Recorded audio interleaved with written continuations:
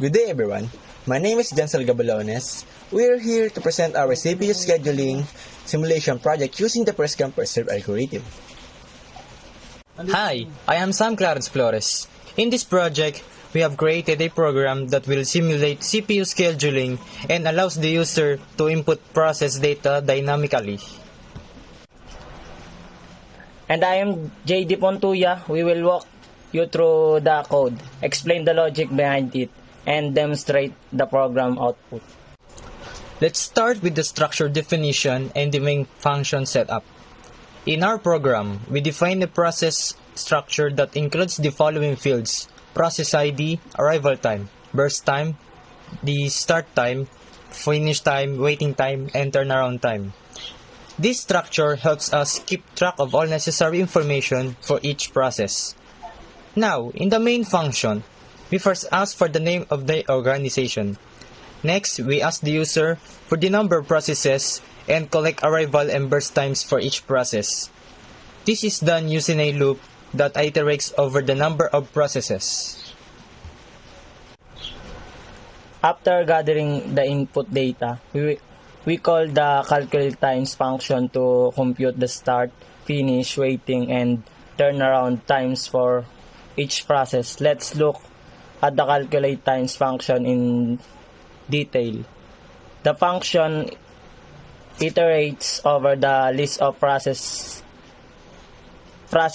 and updates the start time, finish time, waiting time, and turnaround time based on the FCFS algorithm. The current time variable keeps track of the CPU times as we schedule each process. Finally, we call the display processes function to output the results. This function prints the organization name and a table with all the process details. Now let's see the entire code in action. We will run the program and demonstrate how it works. Now, let's start the program. First, it asks for the name of the organization. So let's enter the trio.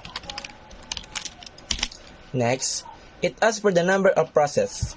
So let's enter 3. For each process, we need to enter the arrival time and the burst time.